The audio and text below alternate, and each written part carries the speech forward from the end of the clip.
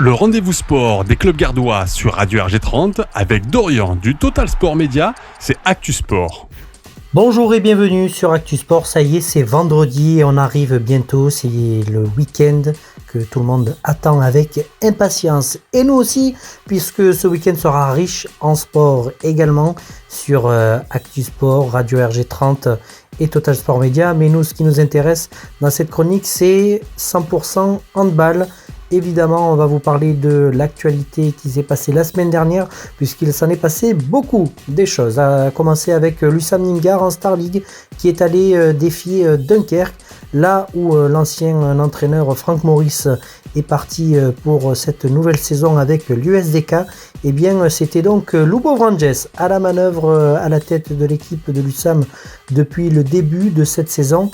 Et dans cette deuxième journée de la Liqui Moly Star League, le nom de la Ligue nationale de handball donné au championnat de l'excellence, et pour preuve un match de haut vol et à haute intensité, puisque les deux équipes se sont accrochées du début jusqu'à la fin.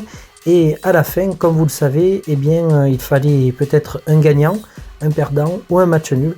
À l'issue, c'est donc l'USAM qui a bien remporté cette rencontre et d'une belle manière.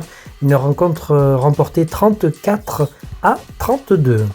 En National 1 du côté de la Green Team Junior, un déplacement à Tardets, là aussi un gros déplacement en terre basque, et les Basques on le sent chaud, et pour preuve ils ont montré vraiment du début jusqu'à la fin un stade rempli notre correspondant sur place, Sylvain Joblon, a pu nous montrer les images sur Total Sport Média, les tribunes remplies sur une commune de 500 et quelques habitants. Il y avait peut-être même entre 3 et 400 qui ont donc garni ce gymnase pour vivre cette journée de championnat de National 1. Les jeunes du centre de formation de Grégory Arrivé sont parvenus à enfin remporter leur première victoire en terre basque, une victoire dans la douleur également, et avec une fin de match très intense, avec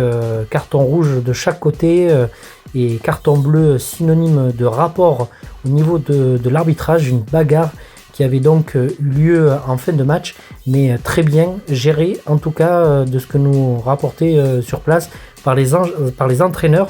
Donc c'est ça qu'on va retenir, voilà, c'est que ça s'est passé et maintenant c'est terminé. On en reste là avec cette donc victoire pour le moment des USAMistes. On suivra évidemment de savoir qu'en est la suite avec les rapports des arbitres qui donc déterminera vraiment qu'est-ce qui va en être. En championnat de National 1 également avec Bagnols-sur-Cèze, l'équipe de Bagnols-sur-Cèze qui donc eux se sont inclinés une courte défaite face à Draguignan sur le score de 30-31.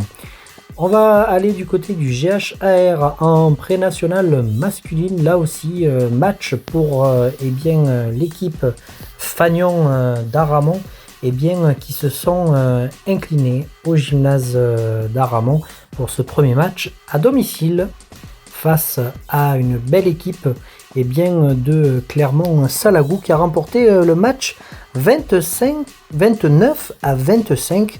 Voilà, les garçons qui ont donc concédé et malgré avoir eu des possibilités pour effectuer un bon résultat à Clermont, mais largement distancé à la pause 17-11, il a malgré qu'il soit revenu petit à petit, cela n'a absolument pas réussi.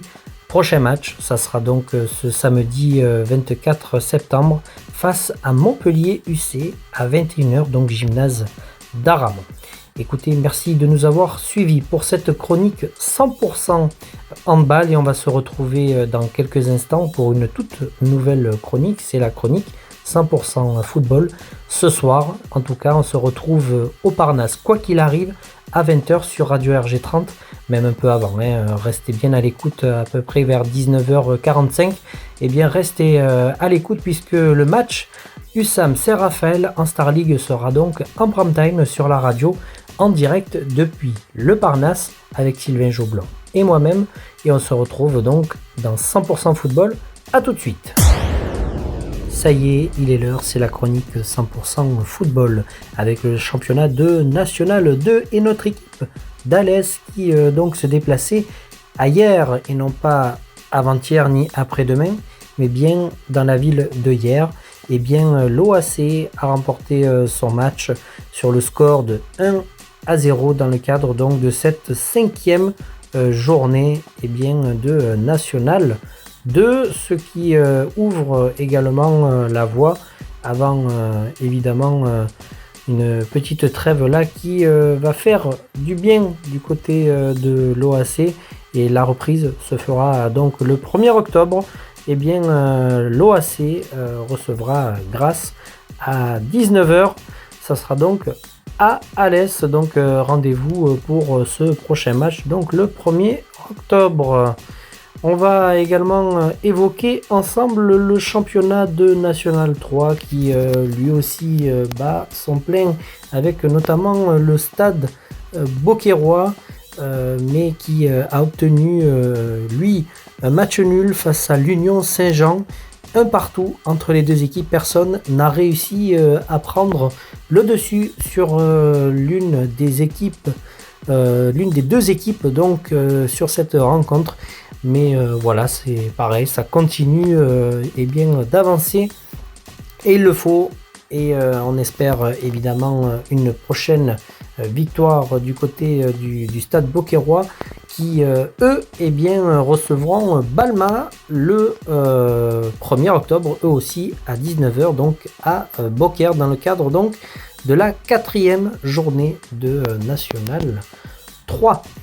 Également Bagnols-Pont, là aussi l'équipe qui vient d'arriver dans ce championnat de National 3 qui tente également de faire sa place, parce que voilà, il le faut également, et qui a obtenu eux aussi comme Beaucaire un match nul face à l'US Colomiers, un partout entre les deux équipes. Voilà, c'est un peu pour dire que ça y est, on est vraiment rentré dans ce championnat après avoir perdu 4-0 face à Beaucaire dans le derby le 3 septembre. Et bien Bagnols va essayer, et bien vont essayer eux aussi de faire leur place, et leur prochain match aura lieu le 1er octobre à 19h face à l'Union Saint-Jean, là où Beaucaire donc a buté et fait match nul face à cette belle équipe de l'Union Saint-Jean.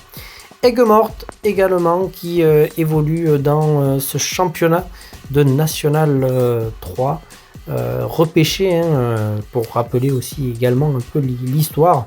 Et bien eux se sont imposés face à Castanet, réduit et bien à 10 contre 11. Et bien Aigues-Mortes s'est imposé sur le score de 1-0. Voilà, donc là aussi les Aigues-Mortais qui ont donc réussi à remporter leur rencontre, et eux auront fort à faire puisqu'ils recevront la réserve.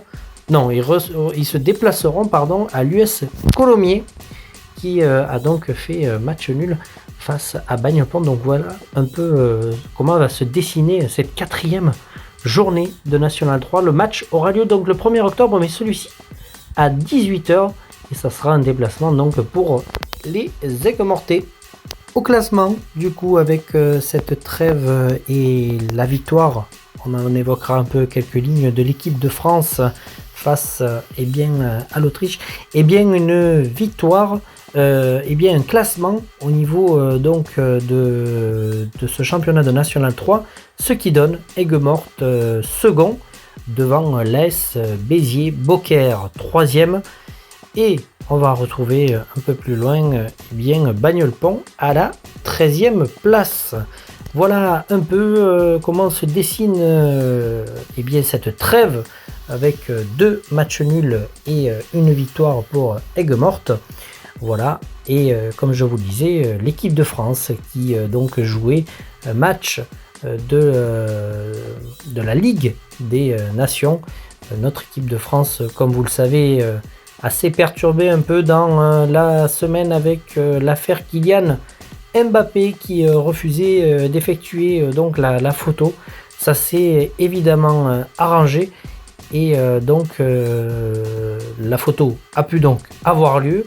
Et puis les Bleus se sont donc imposés hier face à l'Autriche sur le score de 2-0 avec un but de Kylian Mbappé et un but d'Olivier Giroud, de quoi ravir tout le monde vraiment puisque le collectif a bien fonctionné et ce malgré la sortie de Mike Maignan, le gardien touché donc au mollet. La mauvaise série, la série noire un peu pour l'entraîneur Didier Deschamps. Mais bon, on le sait, nos Français vont tout faire pour se préparer là aussi au mieux pour la Coupe du Monde qui a lieu dans bientôt 2 mois au Qatar. Merci de nous avoir suivis pour cette chronique 100% football. Passez un excellent week-end. Une chronique qui n'aura donc pas lieu la semaine prochaine, donc 100% football, puisque comme vous le savez, c'est la trêve. Mais on se retrouve donc pour de nouveaux et d'autres résultats, rugby et également handball, volley. Voilà, il y aura bien d'autres sports qui donc jouera ce week-end. Passez une excellente journée sur Radio RG30. Jérôme, merci et c'est à toi.